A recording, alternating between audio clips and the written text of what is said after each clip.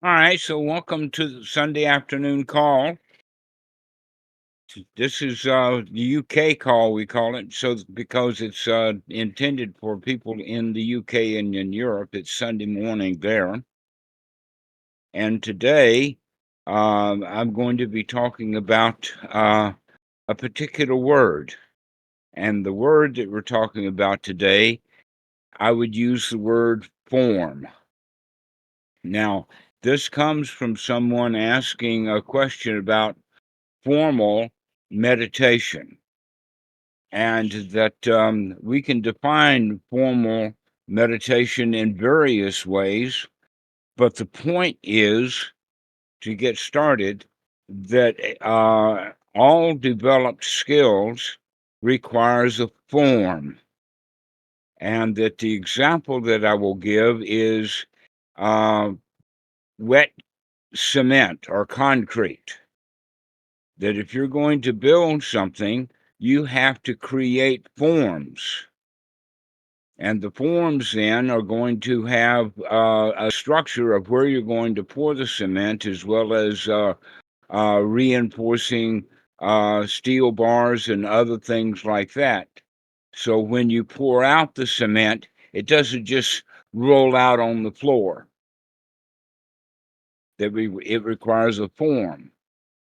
And once you pour the cement in the form, it takes a while for it to uh, cool down or warm up, depending upon the situation. And let me see.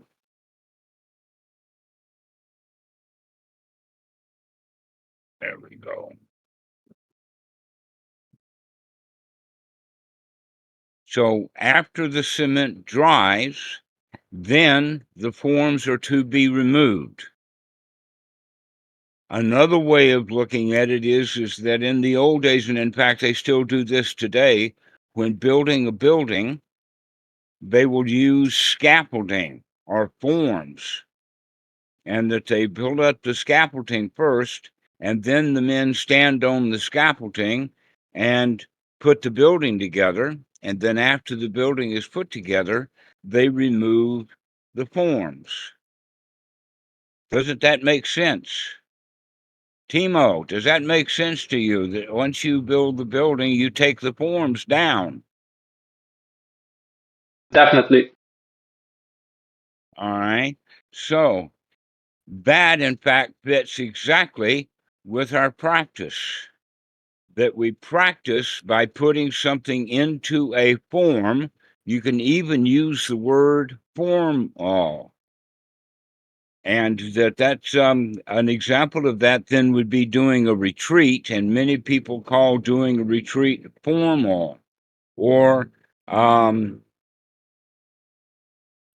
us say sitting in a particular room, a large room with the men on one side and the women on the other, and a dais at the front with maybe a picture of a Buddha or a monk or something with candles and incense. And all of those are what they call formalities, because that's got really nothing to do with the actual practice. But what does have the actual practice is that you've stopped doing whatever wet cement does when it's poured out, and that you set it into a form. And so this is the way that we're going to practice, is by setting our minds into a form or a structure, so that we can practice correctly. So the correct practice then would be using a correct form.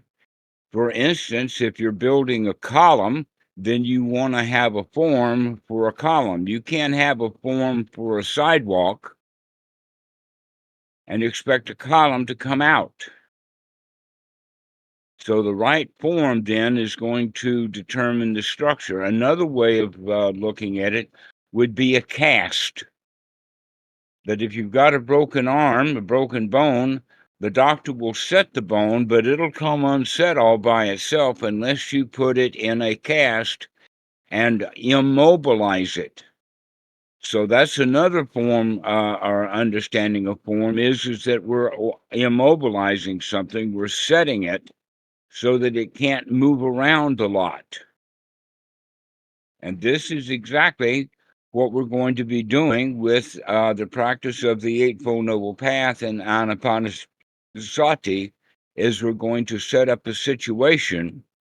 Normally, the forms that we use is a verbal form. I say, do this and do that and do the other thing.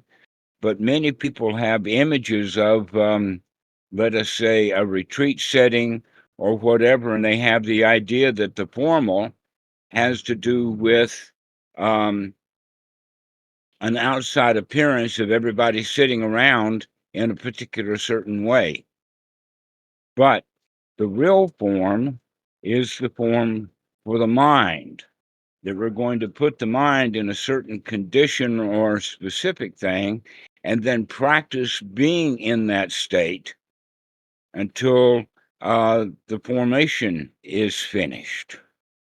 We can also think of it as a musical instrument, that if you're going to learn to play the piano, it's better to have a piano with a keyboard, with your fingers on the keyboard, pressing keys. It's not going to help you a whole lot to learn to play the piano by holding a clarinet or a violin. So this is really important. If we are going to be practicing having a form of putting the mind into a wholesome state, doesn't make a whole lot of sense for people to sit on the floor with their bodies in pain, aching, noting, looking, but not doing the actual practice that's specified by the Buddha. Doesn't that make sense? Karwan, does that make sense to you? Yes. 100%. So, 100%. Yep. so if we are going to practice satisfaction, then we need a form for satisfaction so that the mind can be placed into a state of satisfaction and kind of locked in place, so that there's not a lot of wiggle room. Just like on the forms for cement, there's not a lot of wiggle room. You want that form to stay there. In fact, I have seen videos of people pouring cement and the forms broke. Means the cement just spills out all over the place, and boy, what a big mess that is. Well, this is what the human mind is that we need to have these strong forms. We need to have repetition over and over and over again until the neurology begins to set into place.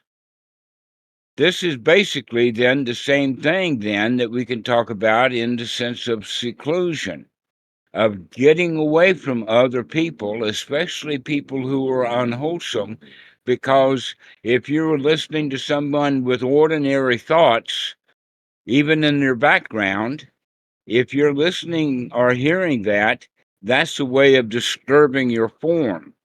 So getting off into seclusion, getting away from others, so that you can actually practice the skill that we're talking about.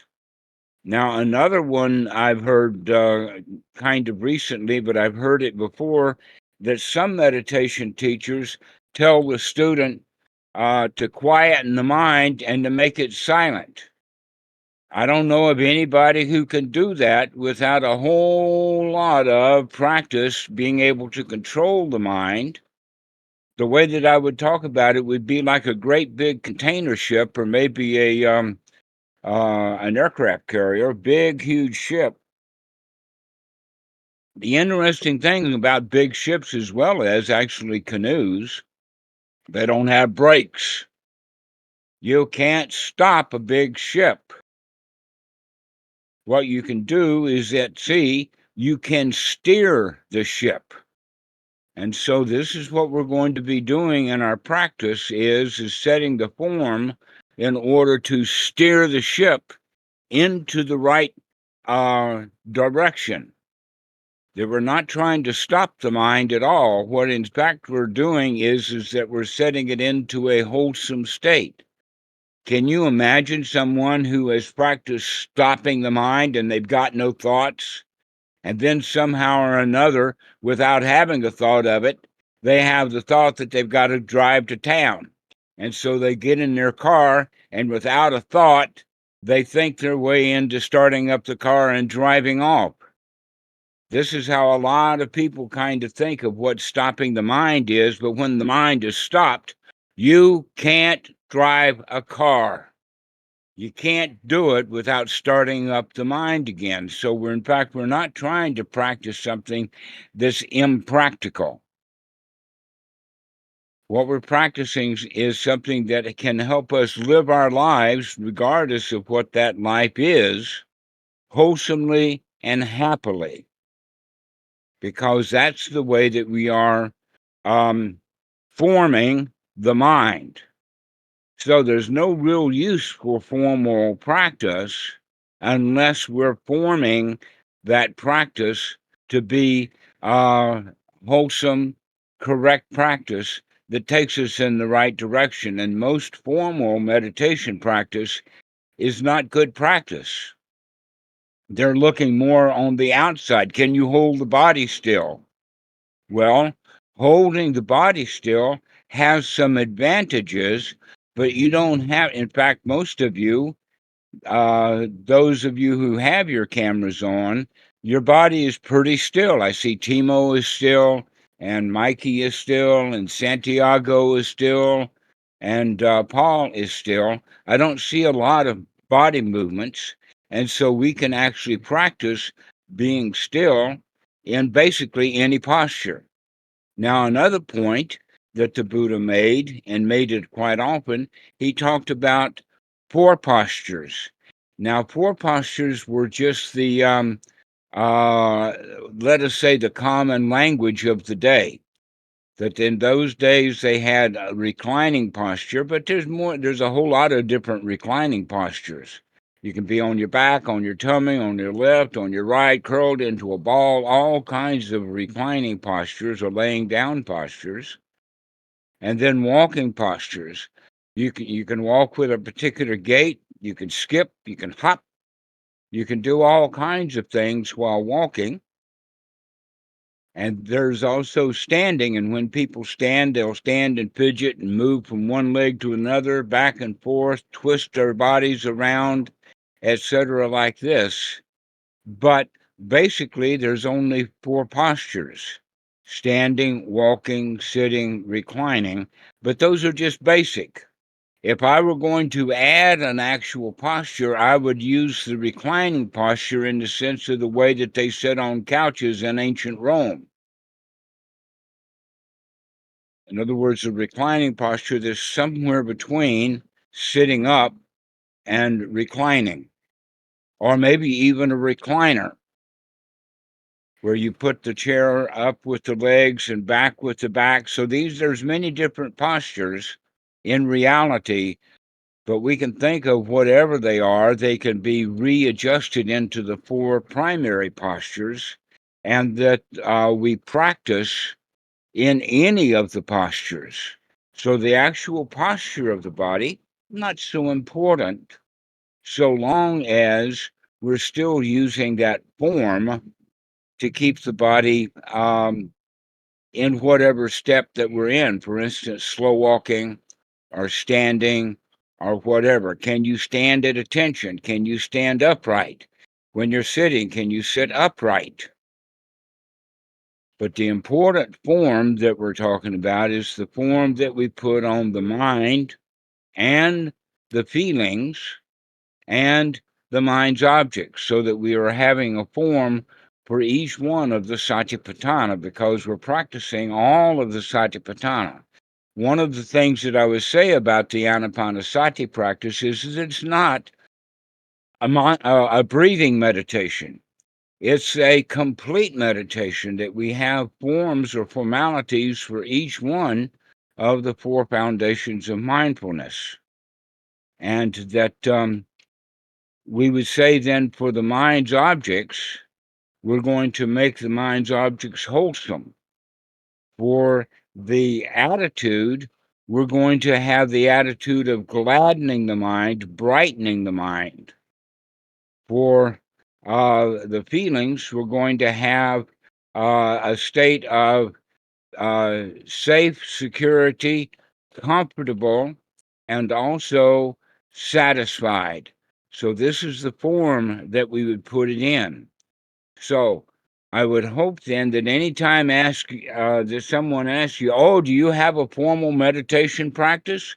you'll repeat this lecture to them, because it's actually a bad question. We don't practice formally in the sense of the way that Western people have gotten used to looking at it.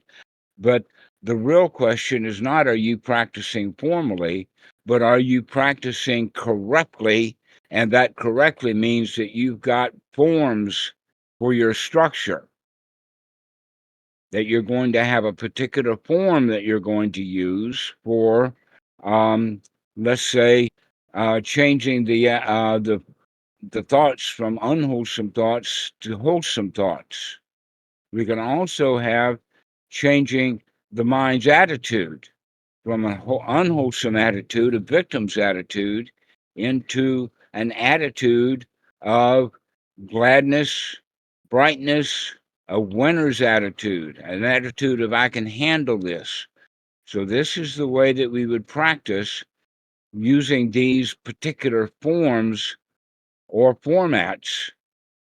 And if you continue to practice using that form, then when you take the form off, if the mind is set, then that means it will continue to hold the structure that the form used in the first place. This is an important point, that you want to put your practice is actually practicing using a particular form or format. And you continue to keep the mind in that form or that format. You continue to keep your attitude in that form or that format.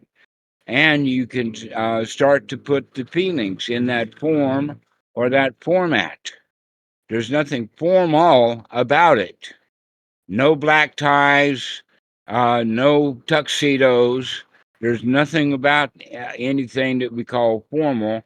What we can do instead is take that AL off of the word formal and think of it as a form, or a caste, as it were, or let us say a format for practice. Now, one of the important ways that we can do this is by getting into seclusion. When we're saying getting into seclusion, generally what we mean is getting away from all of the places of the world that has no particular format, or the formats that they're using are unwholesome. That in fact, the Western culture has trained our children with forms and formats of being unwholesome, unhealthy, wanting, needing, grasping, clinging, loving, wanting. All of these kind of things were forms that were used when you were a child. And another form that's used quite commonly is work. Oh, you got to work. You got to work hard. If you don't work, you don't eat. Well, we're going to take those forms away, and we're going to put up the form of just sitting still, having a form of just being quiet, having the form of having the mind brightened, gladdened, having the forms of being free from the hindrances. That being free from the hindrances is, in fact, the most important one. This is listed as the first item. That if you still have a form that includes hindrances, then your form doesn't give you your desired result. So the first form that we would want to manage, to develop, would be the form of not having any hindrances in the mind, any doubts. Now, some people have thought that, oh, it's good to doubt because without doubt, you'll never learn anything. And the answer to that is that's absurd. You can, in fact, learn something because you've got interest. There's no reason to have the quality of doubt that you can investigate without having the quality of doubt. And oftentimes, what we'll see when people are given the instructions of brightening the mind, gladdening the mind, changing the mind out of the hindrances, you know what? That form of doubt sticks, it stays. Over and over and over again, this student will ask questions. He wants to know, he wants to know, he wants to know.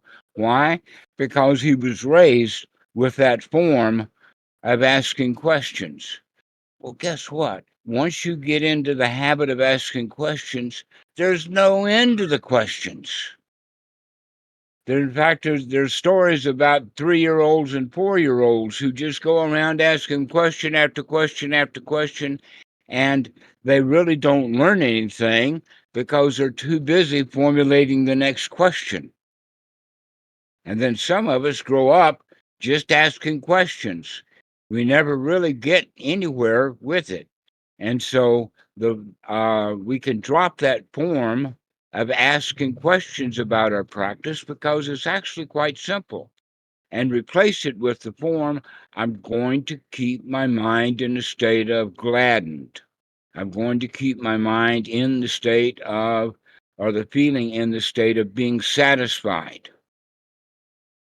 Now, what happens is that we can use that form and then immediately it falls apart because we haven't established the form well.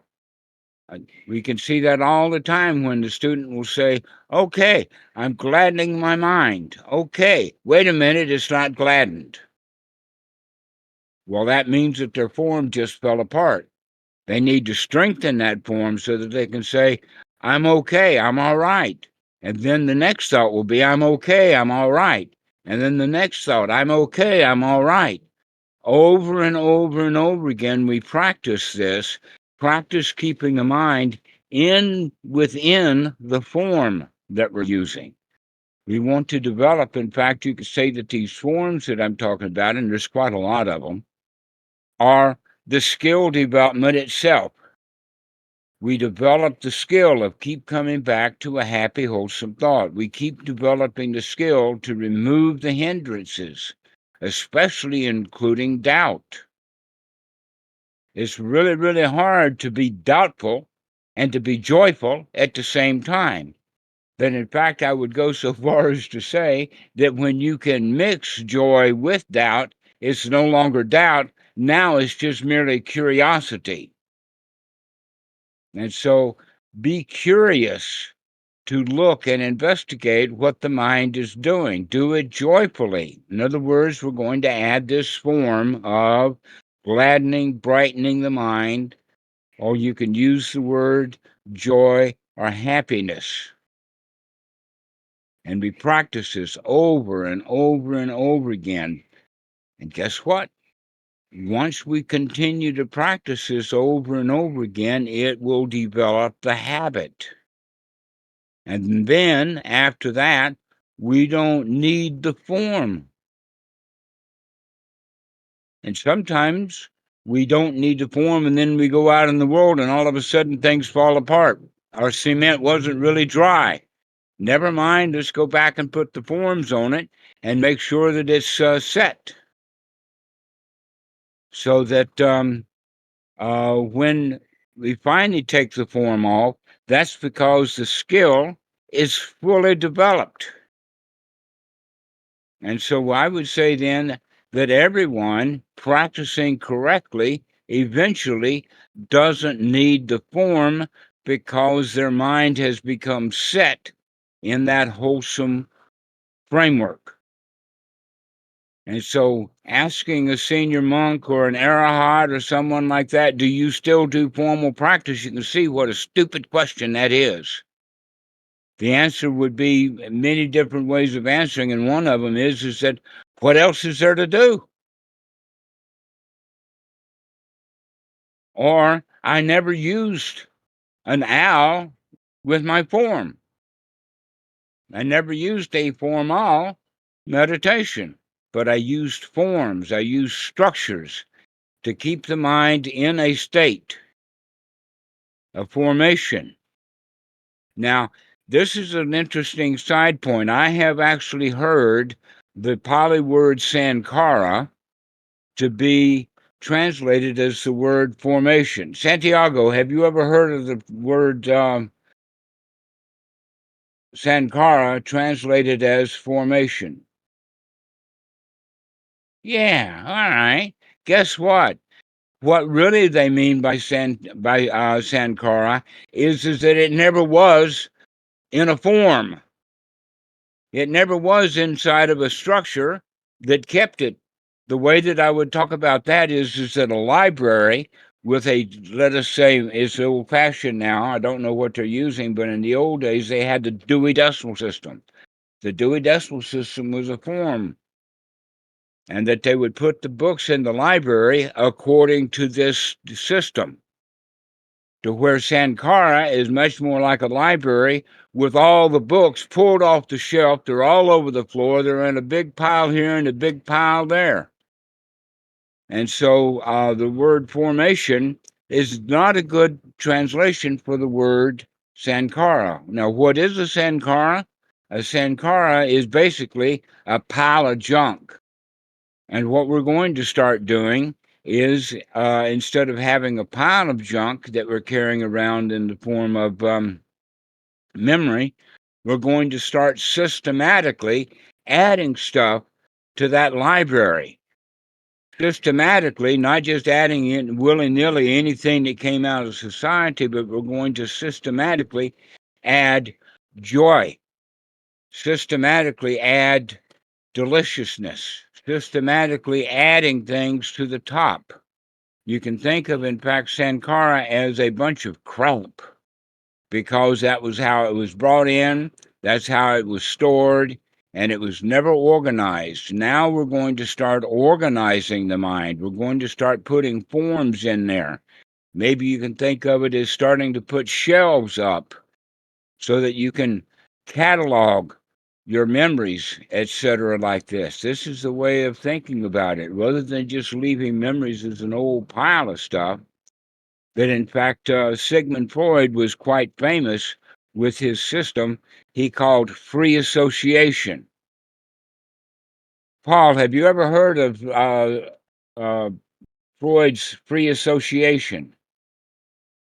No. Yeah. What does free association mean? It means whatever came up, right? That everything and anything is freely associated to move from X to Z, to move from Y to F. There's no structure there.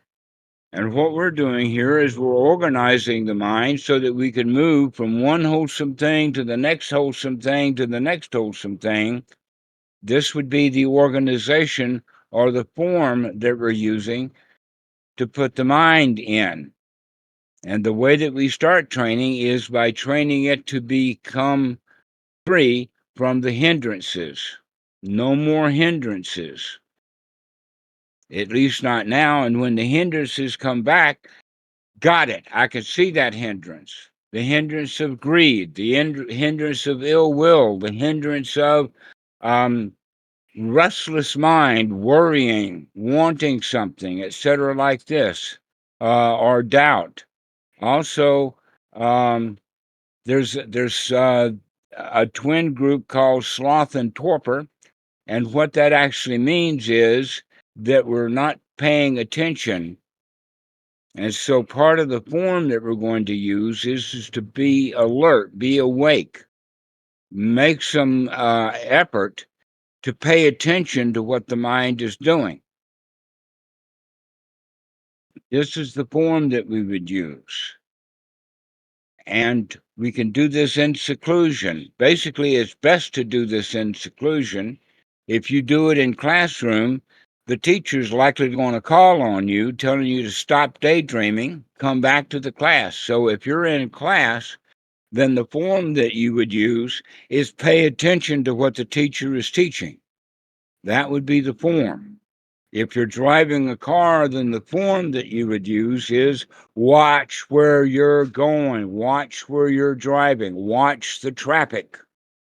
But when you're sitting alone and practicing, the form that we will use is keeping the mind out of the hindrances, keeping it out of unwholesome thoughts, keeping it into wholesome thoughts over and over and over, so that we have one wholesome thought after another after another.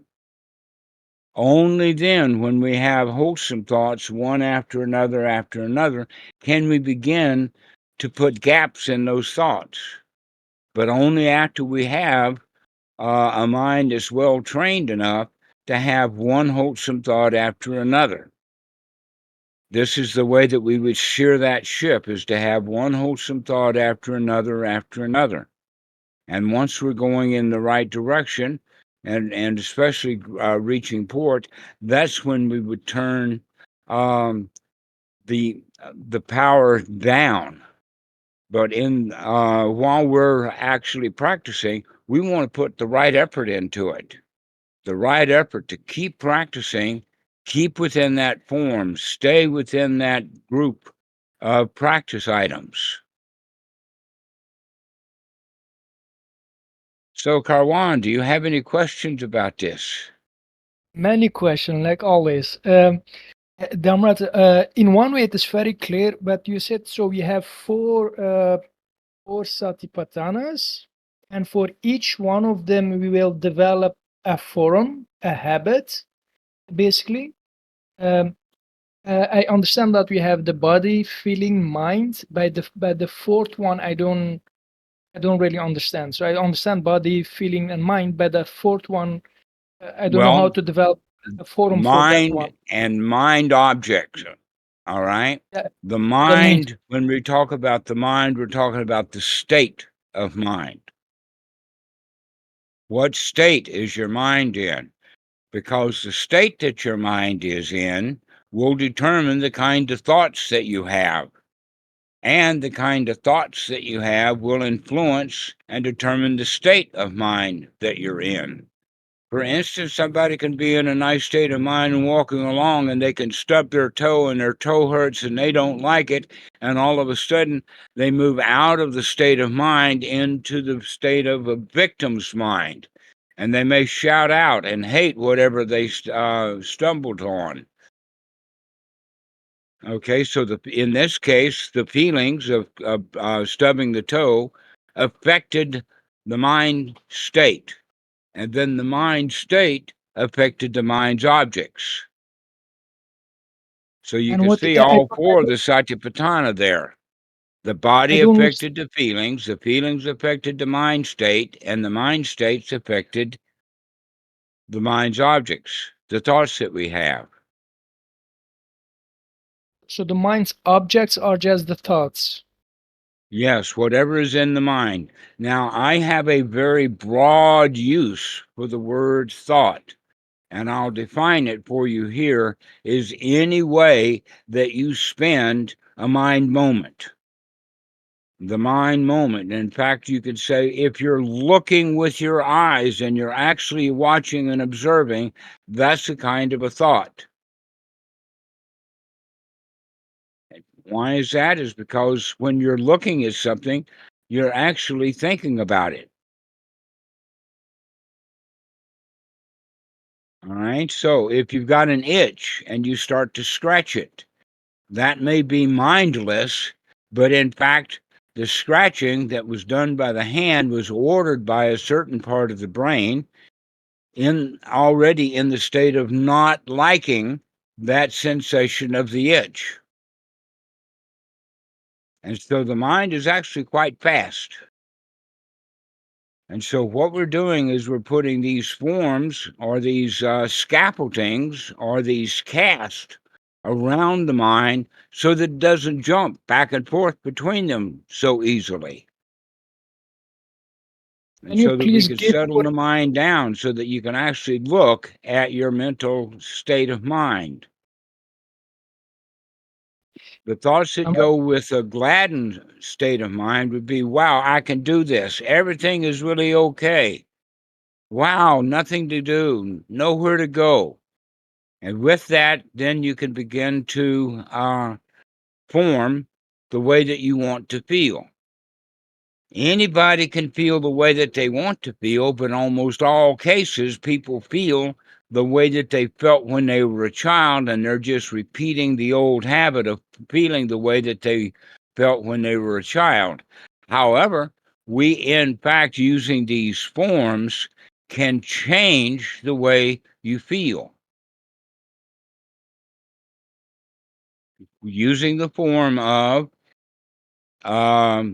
with the feelings of feeling safe, feeling secure, feeling comfortable, feeling satisfied, feeling like everything is actually okay the way that it is. This would be a form that you would use for the feelings. The form that you would use for the mind state would be the form of gladdening the mind, brightening the mind, coming out of the victim's position, coming out of the state of, oh, I need help, or oh, I don't know what to do, or oh, I'm in a state of doubt, into the state of, I can do this, I can handle this, no matter how obstructed the mind gets, I can clean that out and see what things really are about.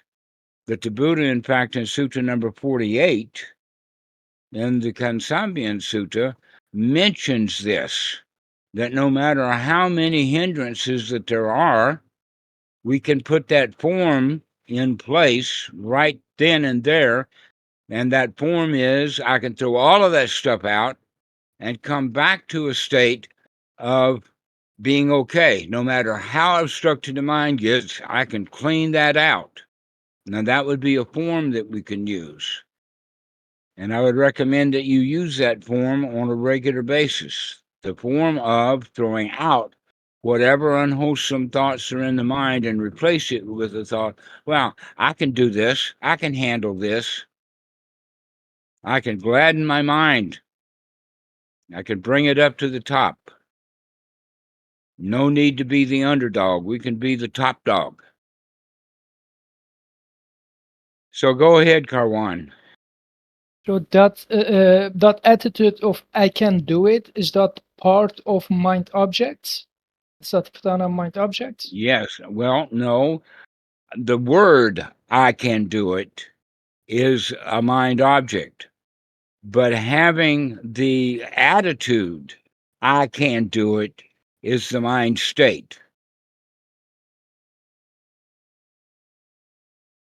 Having the attitude. So I use the word attitude to help people understand what a mind state. In the suttas, it's got a lot more.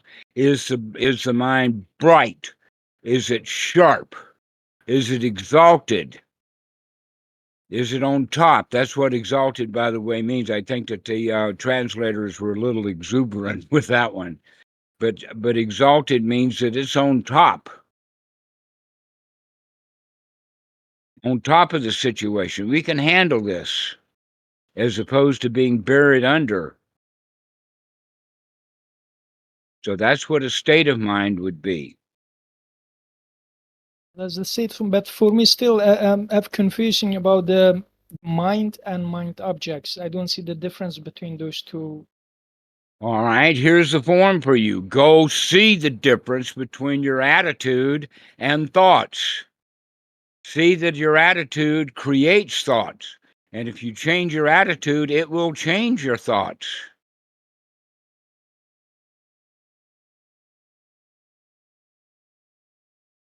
And that your feelings actually will influence, they all influence one another. But there is definitely a state of mind that you're in. That state of mind, in fact, may not have many words to it. or it can be very talkative. But we're talking about a state that the mind is in, a state of being gladdened. Right now, you're in the state of mind of being confused. Yes. Okay, so I invite you to come out of your confused state of mind using the form of I can gladden the mind. I don't have to be confused. I can see things clearly. That being confused is just an old system that you've used, an old form that you've used, and you've gotten your mind in that state. And so you can come out of your confusion, brighten the mind, gladden the mind, so that you can see clearly that you've changed your mind state. Timo, do you understand what we're talking about, the difference between the mind's object and the mind state?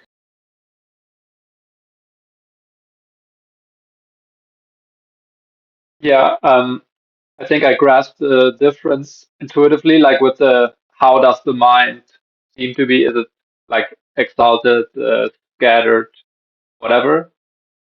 The mind's object, isn't it important to also have another frame within them, like themes, like wholesome, unwholesome, or hindrances?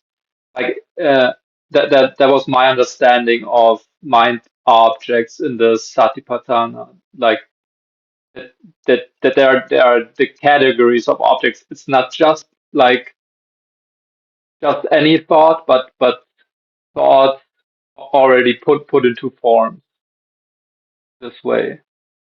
All right. So, Karwan, maybe this will help.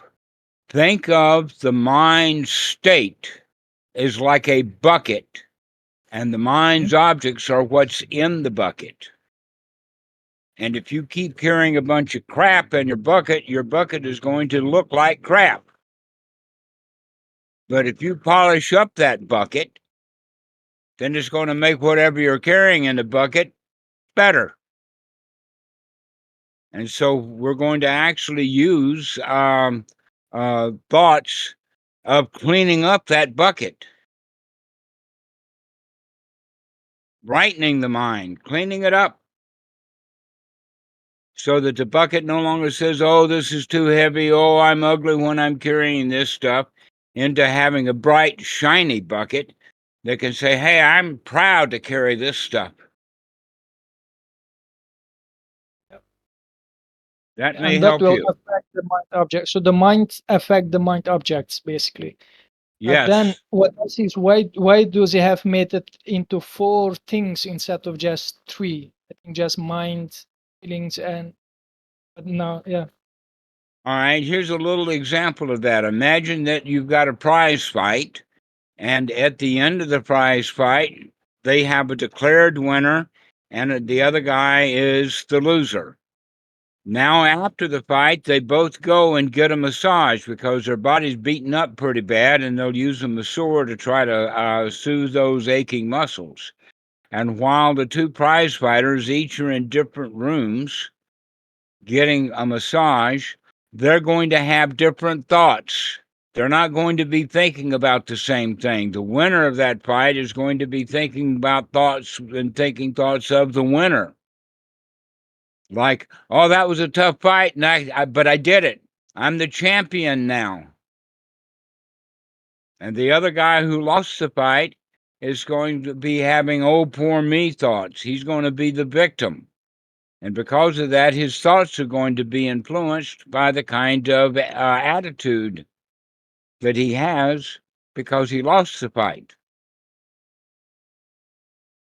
So this is a way of looking at it is that our attitude changes quite a lot, and we're not even aware of our state of mind. So begin to look at the state of mind, begin to have a form of what you want that state of mind to look like. You want it to look like the winner, exalted, everything is okay, not a worry in the world, as opposed to having the state of mind of a victim, sorrow, not good enough. So these are the forms that we'll use in practice. And we want to continue to keep those forms in place because our mind is still kind of fluid.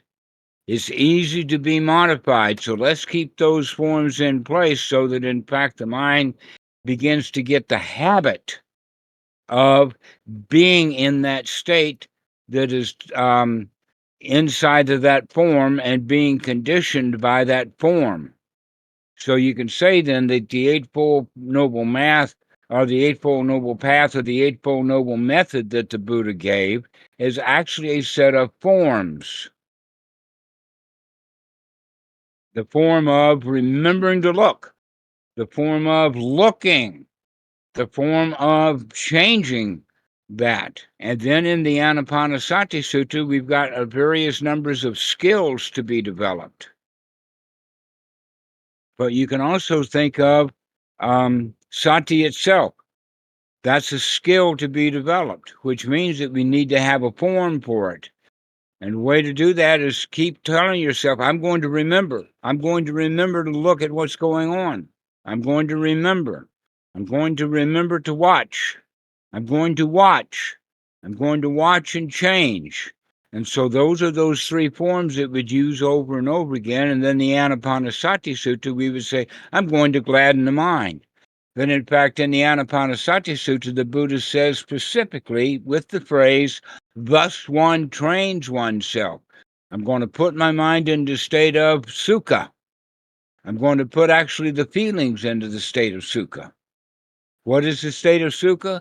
The feeling of feeling easy, the feeling of safe, secure, comfortable, and satisfied. So we're going to keep practicing being satisfied. Yeah, I got that. I got it. I'm satisfied with it. Just enough. So these are the forms that we would be developing. And all of this talk has come out of the idea that some people think that there is a formal meditation. And a formal meditation has almost always got the wrong forms in it. And so take that AL out and put the forms as correct forms. And then the correct forms are very well specified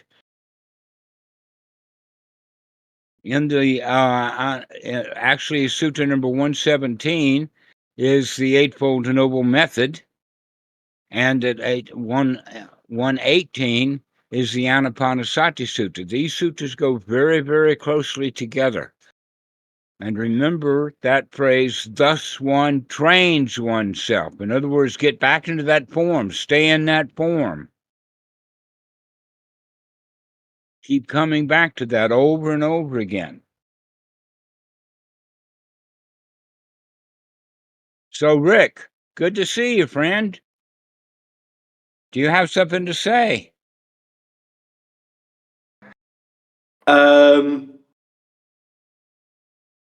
No, not that much, actually. Does this talk give you any new insights into how to practice? Yes, it does, in the sense that it kind of gives this feeling of, I usually hold off, or like I feel like I hold off on like long practices unless I'm like in some type of, meditation hall or whatever. But I guess I've been using that as a formal. I need the formal practice or something like that. But yeah, it inspires me to just do those longer sessions as well at home. Well, if you, instead of calling it a formal practice, call it practicing consistently over that Mm. period of time with correct forms Mm. to put the mind in those boxes that we want to maintain. That box of only wholesome thoughts. that box of gladdening the mind, brightening the mind. Put the feelings in that box of safe, secure, comfortable, satisfied. Eventually, we'll bring on the other feeling of wow, success, over the top success. And in fact, I'll add another word to it, and that is wealthy. We become wealthy with the Dhamma. But how do we get wealthy with the Dhamma? Is by getting successful with the Dhamma, practicing over and over and over again. That skill of sukha. Thus one trains oneself. So, Santiago, what do you think? I think it's very good.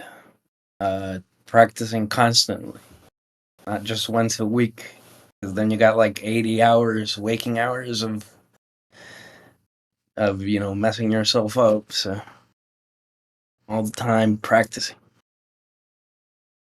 Mm-hmm. So you've gotten some new insights. What do you get out of this talk? Oh, the Shankara one. I like that. So Save Shankara Nietzsche be all trash is permanent. Yeah, big pile of trash, not organized at all. Chris, how about you? Do you have anything to say?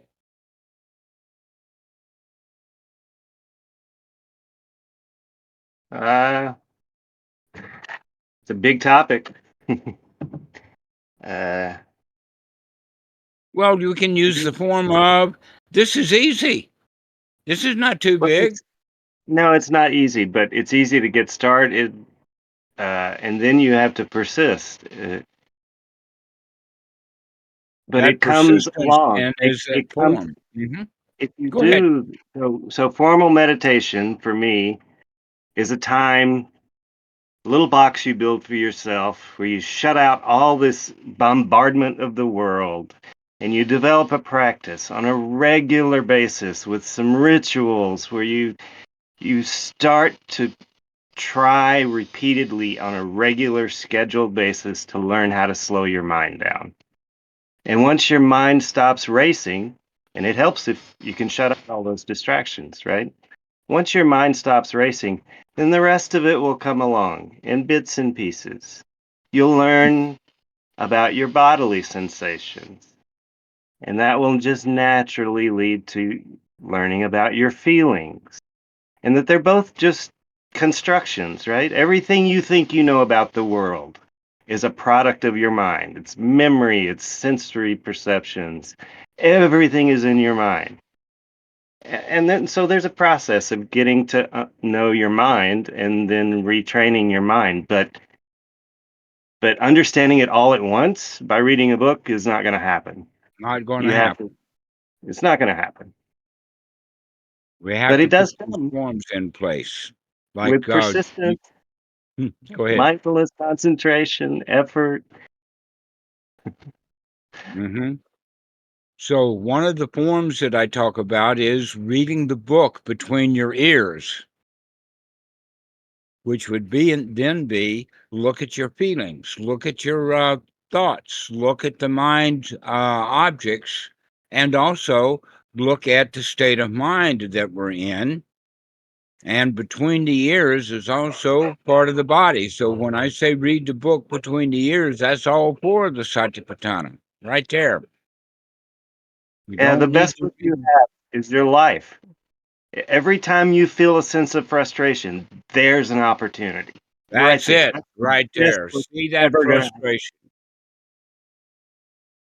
And So, the third satipatthana of the mind, the difference between mind and mind objects. Third, feelings is a little okay. So body is easier to grasp in your mind what it means for body, and then that leads to feelings, and then that leads to mind. What's my mind state? That's easier than these intricate stories of thoughts.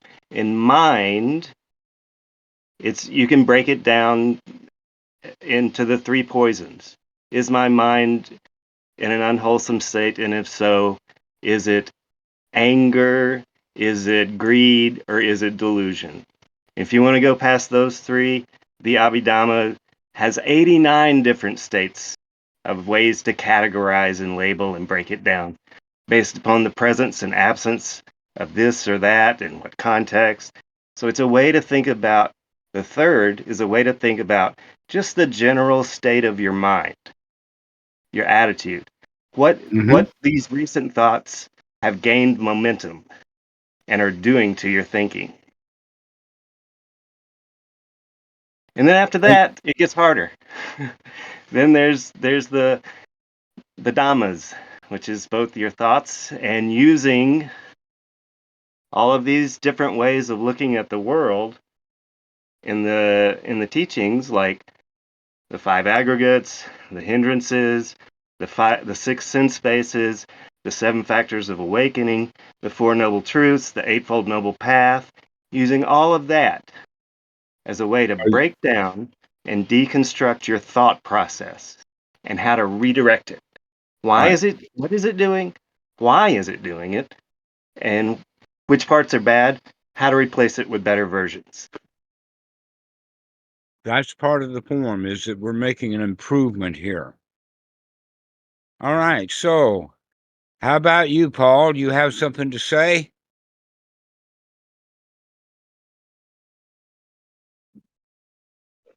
Nothing to add. It was a good talk. Thank you. Okay. Simon, did I cover that question that you had about formal meditation? Yes, you did. Makes sense now. Just different how I learned, so I'm starting to understand better. I think possibly that word formal meditation is a Western term. Somebody made that shit up, and then it got spread all over the place, kind of as a meme or a form. We don't do a formal meditation, but we do use forms. And that when the mind is well skilled, that means that the forms, the scaffolding, can come down, but the cement structure that's left is still in the form of that form. Ta-da! That's what makes it so easy. Jose, do you have something to say?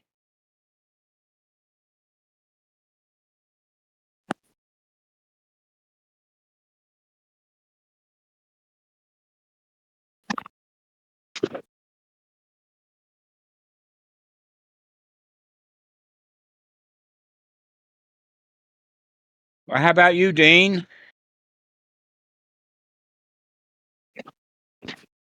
Yeah, well, I was the one. Sorry for asking the stupid questions. That was me. So apologies. But do our hats here was a bunch of kids running down the corridor now, so sorry. But I was the one who asked, do our hats do formal meditation? But I know that was it. Look, I know now it was a stupid question. Yeah, But that's a stupid question. The arahats yeah. that are real arahats, they never heard of the word formal meditation.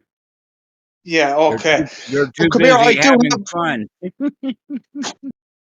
I do have one slight pushback on what you were talking about when you were on about anapanasati and about not being a breathing exercise. I told you before, Dhammarato, that I was able to slow down my mind with breathing exercises, and then I would inject the positive thoughts. And you said, "Wow, well then practice must be going good." Yes, okay. So let me finish that by repeating what you just said. Your mind was able to slow down, and you used your breath to do that. That's why it's not just a breathing meditation, because you can watch your breath from now until Sunday, and the mind is just still spinning.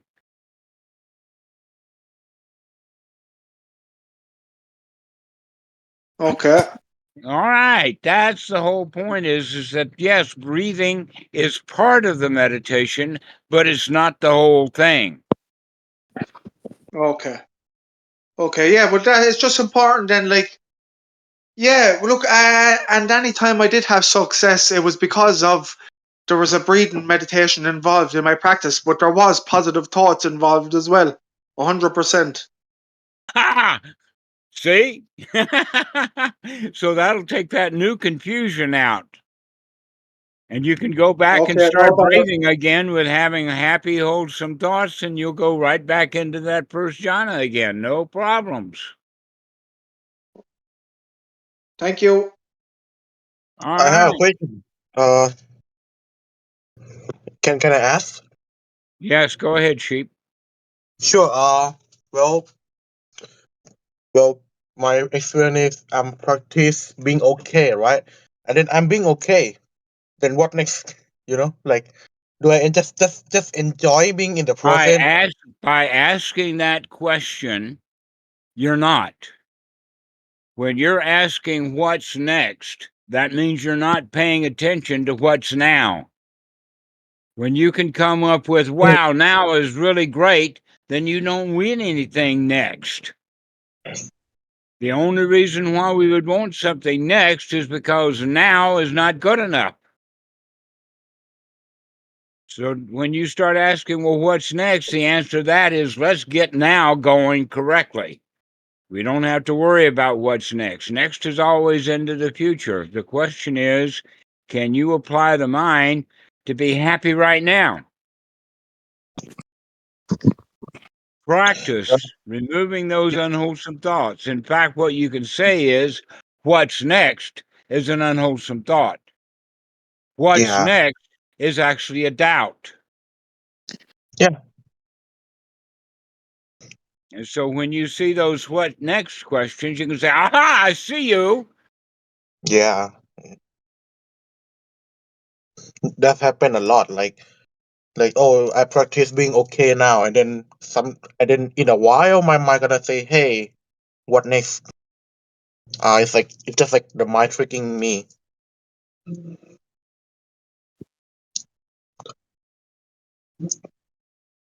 All right, let's see. Currency, you have something to say. Yes. So I've been thinking that you change the attitude by changing the thoughts. But you said today that you change the thoughts by changing the attitude, so it works both Yeah, ways. Something I it didn't works realize both before. ways. That here's a question. Have you ever been to a restaurant or seen in a house they have what is called a kitchen door? Yeah. You know Yeah. what I mean by a kitchen There it door? goes both This ways. Yep. door springs both ways. Mm-hmm. So that the dirty dishes being carried by the waiter he can put his arm on that door and walk right through into the kitchen. And then later somebody comes to that door from the kitchen, he's carrying new food on a big tray, and he can put his arm on that door and walk right into the serving area. So think of that door swinging both ways. That in fact, if you have a house that's got 4 rooms, the body, the feeling, the mind states, and the mind's objects, think of each room having that kitchen door that swings both ways. So that if you stub your toe, your foot hurts, you have the feeling of I don't like it, you have the attitude of poor me, and then you have thoughts of ouch and I hate that what I kicked. Okay, so there you go. 1, 2, 3, 4. But you can also talk yourself into, oh, I just stubbed my toe, but I'm all right. That will gladden the mind. That'll give the feelings back into okay. And then the foot will stop hurting. So you can go backwards through those 4 states. They all affect one another. The question is, are you going to let that affectation be automatic, or are you going to bring it under your own control? Are you going to put a form on that so that you can actually do what you want to do rather than having it happen automatically?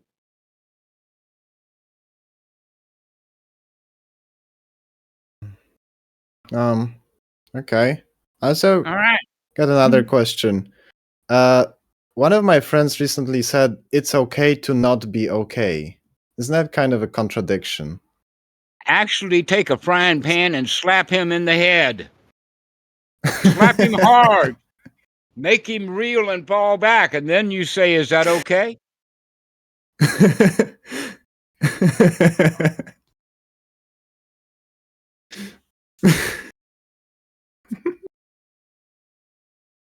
I think Right. everybody It's got like the saying point of that. He's saying yeah. he's saying he cannot be okay, and therefore it's okay for him to not be okay because he's got no practice. He's got no form. Yeah. It's mean, it's not fun Makes okay to sense sometimes. be for me. not okay. It's It's fun sometimes to be a victim wallowing in self-pity and say that you're analyzing it badly. It's fine. Come on, admit it. You do sometimes. You used to. A long time ago, yeah. But the better thing to do is to see that. Aha, I see that I'm victimizing myself. I'm seeing that I'm wallowing in my own self-pity. I'm having a pity party. Oh, poor me. Let me see if I can find some friends that'll join my pity party. I'll Yeah. serve them some poisonous snacks, and then everybody gets sick. But when you see that, you can say, wait a minute, I don't have to do that. I can be okay. So let's use that scaffolding. Let's use those forms to say, I'm okay. It's not okay to be not okay. Let's be okay. It's okay to be okay. Because what they're saying is okay to be not okay is exactly the same thing as saying, I can't change. Oh, poor me, I can't change. I'll have to put up with being not okay. I'll get used to it.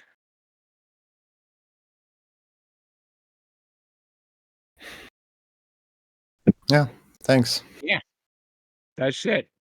All right. Does anybody else have anything?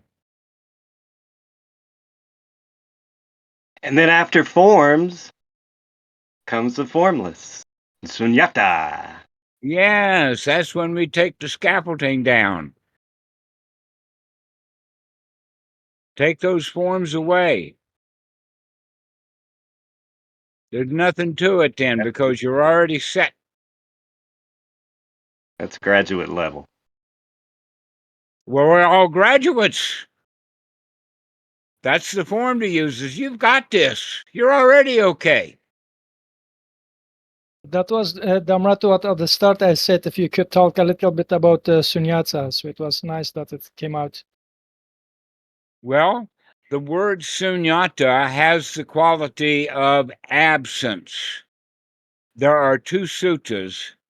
One of them is that in the forest, the village is absent. It's not there.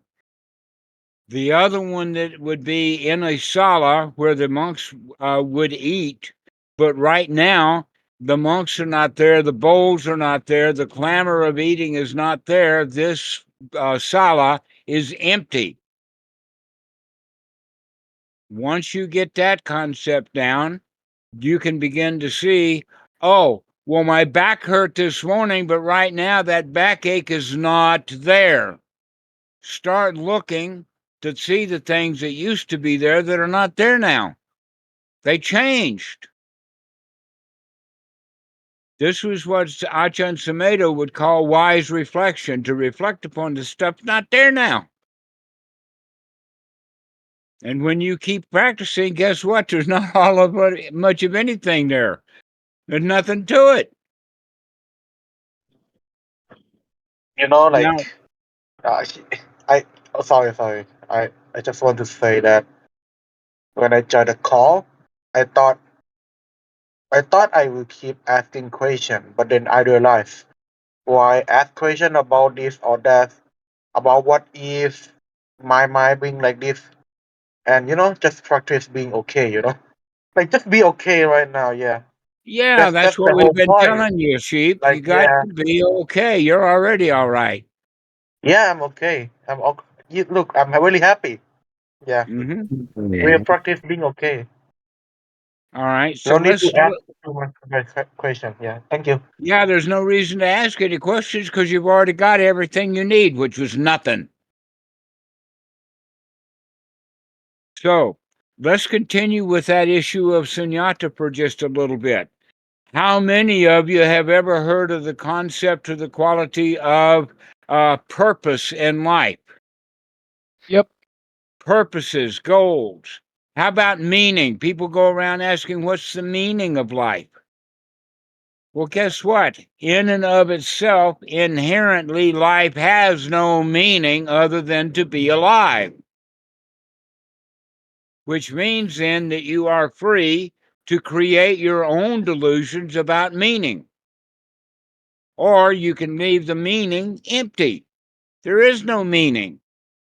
If you have that quality, there is no meaning to life, there is no purpose in life, then you can just really enjoy the moment. But if you think you've got a meaning, if you've got a purpose, that's going to be a little bit unsettling.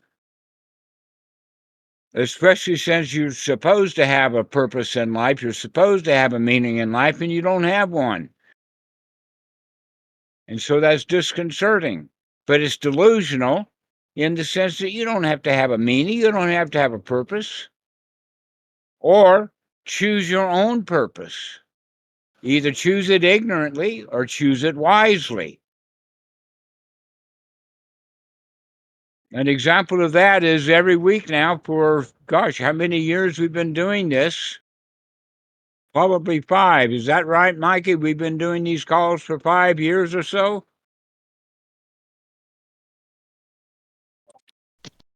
Yeah, not sure. I thought even longer than that. But yeah, something All like right. that.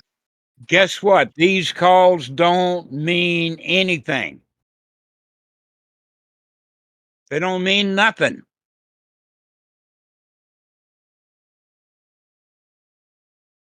What do I mean by that? It means that in this moment right now, we're enjoying this call. Those who are watching it on YouTube, when they're watching it, they're getting some value out of it right then. Maybe some insights, maybe some practice tips, some skills. But really, there's nothing to it. Now let's imagine what happens 10,000 years from now, and after Skype and Discord and YouTube and internets and all of that stuff is wiped away and there's nothing left of that kind of stuff called internet, then what are these videos going to be? They're nothing. They don't exist. They're gone. Are you okay with that? In other words, can you enjoy this moment? Because that's all you have. There is no real future. The future is yet to come. And that's where this issue of sunyata really helps us to understand that right now is all we've got. Right now is all there is. Let's make the best of this moment right now, because that's all there is. There is no meaning to life.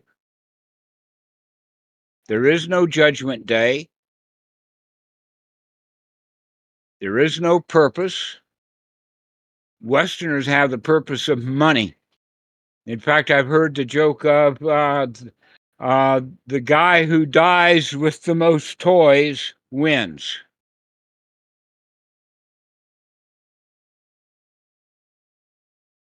And yet death itself is there's no winning to it. You can either be miserable for the rest of your life and then die, or you can be joyful for the rest of your life and then die. But your joy or your misery doesn't mean nothing. Dhammarato, I can see that there is no purpose to life and there is no meaning. I have been thinking a lot about that, and I am the conclusion that there is no purpose and there is no meaning, but instead of becoming Is that liberating or is that full of doubt? No, it's not liberating. So for me, it's like, okay, then why not? I'm not suicidal, but then I'm at the moment say, okay, then why not kill myself? If there is no purpose, no meaning, why live? Well, the answer to that is why would you? And if and let's look at it this way: can you have fun killing yourself? Can you have fun? Let us say that you jumped out of a plane that's at 10,000 feet, no parachute. And now we're looking, oh, wow, that's beautiful. Oh, I can see your house from here. One big step. Can you enjoy the free fall, the flying? Can you enjoy that? Because that that first step is a big one. But when you land, there may be nothing left. So why not enjoy the nothingness that you can enjoy while you can still enjoy? Because when you're dead, the ability to enjoy, the ability to see, is gone. So why kill yourself? Why not enjoy? And if you are going to kill yourself, can you enjoy doing that? Can you get your kitchen table out and say, okay, I've got a bottle of arsenic, I've got a bottle of old lake, I've got a bottle of saccharin, or I've got a bottle of cyanide? Which one am I going to take? Let's mix them together. Let's do a mix and match. The thing is, I don't understand why is it then so important to enjoy and then to. Well, that's your choice. My choice would be to enjoy. Looks like you're having the choice and you might be stuck in it. That might be an old form of you're supposed to not enjoy life. But you've got a choice. Let's do a poll. Anybody here have the choice that they're going to enjoy their life? See a show of hands. Yeah, look at you're being outvoted there, Kawan. We got a whole bunch of people who are going to choose to enjoy their life. I also want that. It is not that I don't want that, but it is just like I'm, saying why. Like if it is all really so empty and meaningless and no purpose, and then even joy, what is then the purpose of joy? I mean, why? There's no purpose to it. That's the whole point. Even the joy is empty, but you still got a choice.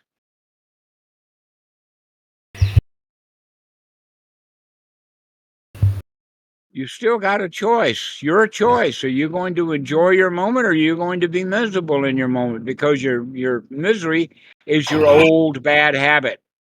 You practice that well. Now it's time for a new style, a new form, a new skill to be developed, the skill of feeling safe and secure and comfortable and satisfied. And with that arises great joy.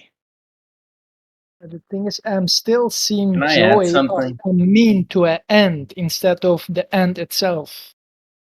There is no end. Or better still, there is only means, there is no end. Yes, go ahead, Santiago. I think there is one thing though. You have dukkha. Well, you might not have dukkha right now, but you have dukkha, right? So then it says the work that has to be done is the one that you can't escape yourself from. Yeah, you know, you're here, you got the dukkha. How are you gonna, you got to do the work to clear it out. I guess Why do I mean that for me way, for why do even you though want? there is shunyata, that's a momentary purpose in that sense. Mm-hmm. Okay, and so when you're cleaning that out, you're actually saying, aha, I see you, Mara. I see you. And I can throw you out too. Happily.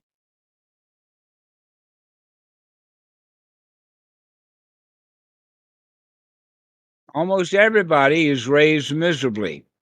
I would say that there's an actual contest going on between Christianity and Islam as to who can raise the most miserable children. And I think Islam has won. The thing is, the culture which have been grown in, the being happy is not something important, especially No, us. it's not important. Yeah, But your especially misery is not important.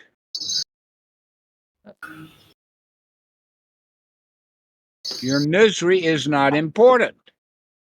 Your surrender is not important. Nothing is important. Everything is empty, remember, and life's got no meaning.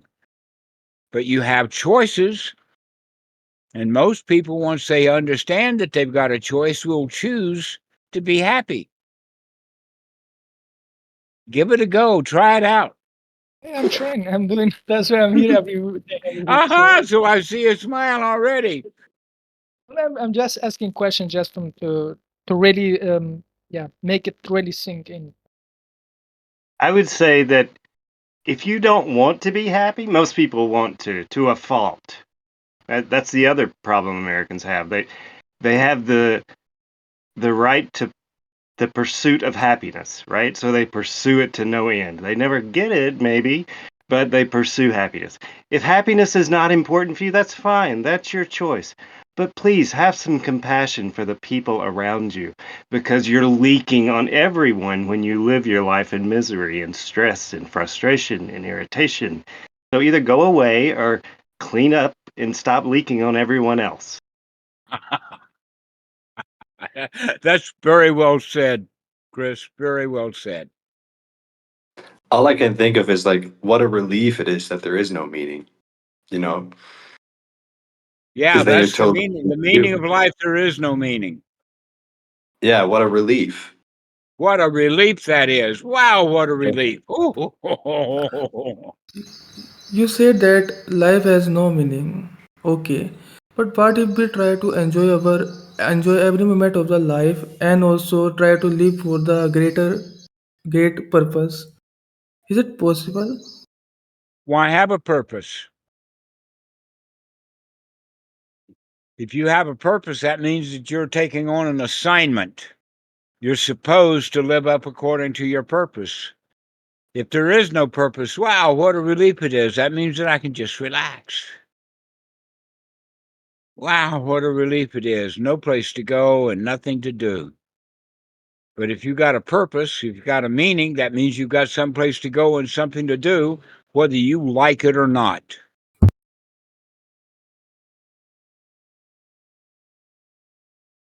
I got a question to ask you a little bit. Well, uh, I'm practice being okay, right? But the present is changing. Like for example, when you feel like maybe you feel something happening and it's changing, and But I that's just a know concept. A shanking is something that you're doing in the mind. Can you see that and say, aha, I see myself shrinking? changing, like I feel something else. He's saying Yeah. changing. Changing. Yeah, it's changing. So The change it to feeling. the wholesome. Yeah, Change it. Yes, change it. Change it to the wholesome. Change it to happy. Change it to whatever you want. but it's like So, Sheep, no, how the would all you habit. feel right now if you could feel just the way you wanted to feel? How could you feel the way you wanted to feel? I would feel happy. All right. So feel happy. Okay, I But you're not. I hear it in your voice. You haven't felt happy yet. yeah. I just not sure what to do. Yeah. I'm not sure what to do. I'm practice being okay, right? But then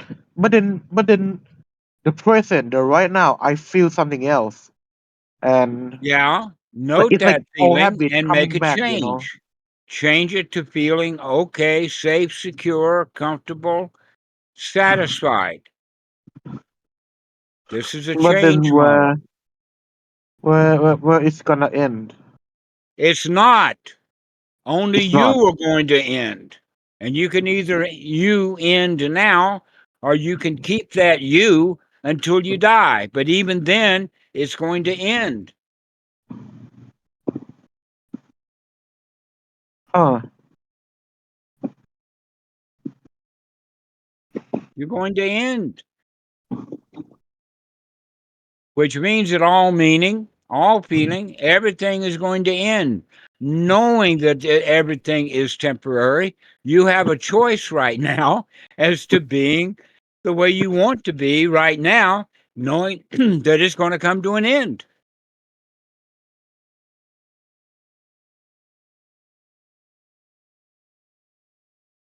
And yet you practice being not okay so much of the time because that's an old habit. But you can see that old habit and say, hey, I don't have to feel that way. I can feel the way I want to feel.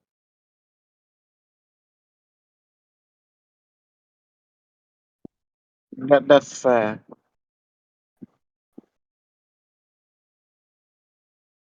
It's just, oh man, I always have excuse. Yeah, I've heard you. You've always got some stupid excuse to not practice. Yeah, I That's practice what we being call doubt. Stupid wholesome. excuses is just another word for doubt. So I'm stop with the practice. stupid excuses. See your stupid excuses and say, I don't have to have stupid excuses. I can just be okay. Yeah, I can be okay right now. Even this feeling, like Change whatever that feeling happened. Yeah. by changing the attitude, I'm okay. When you change your attitude, I'm okay, that's going to change your feeling. Okay. Okay. Yeah, okay. Mm. So, Mikey, this has been going on for a while. Why don't we take this thing home? Yeah, thank you, friends, for being here today. One thing I did want to touch on is, yeah, build that enthusiasm. Practice having enthusiasm for the practice. It may seem hard or difficult sometimes, but in the same way, a difficult chess game can be fun, or a difficult video game, or a difficult piece of music we might be learning can be enjoyable. The practice can be enjoyable too. We don't have to see the difficulty as haunting or daunting. It's okay. Yeah, you have these things, these thoughts, these worries that come back over and over and over again. Be enthusiastic to throw that dukkha out and enjoy throwing it out. Makes this game that we're playing a whole lot easier, really, a whole lot more effortless. So yeah, if you're watching this on YouTube, go ahead and hit the subscribe, hit the like button, leave a comment. We're also on Apple and Spotify, and you can follow us there as well. We've been posting Podbean. these, yeah, Podbean. We've been posting these Sangha calls much closer to when we actually record them. So yeah, go check them out. And if there's something you missed, give this one a re-listen. It can be really worthwhile to do that. And that was one thing I also wanted to mention is, yeah, there's maybe no meaning or no purpose, but we can say it's worthwhile to practice. It brings quite a bit of benefit to ourselves and our Grapefruit, the friends. Buddha uses the term Yeah, grapefruit. grapefruit. Practicing Anapanasati brings great fruit. And one of the great fruits that it brings is enthusiasm. I'm glad you mentioned that. I've been enthusiastic for nearly this whole hour. Anybody picked up on that? Santiago, have you seen the enthusiasm in action? Yeah. How about you, Paul? Rick, you see that enthusiasm. So thank you for mentioning it. Mikey. Bring some enthusiasm. It's joyful. Eagerness. Become eager for the Dhamma. Because with that eagerness brings delight, great joy. So thank you all for coming. We'll see you. We'll Thank see you. you. Got a lot of new friends here. Thank you all. Thank you.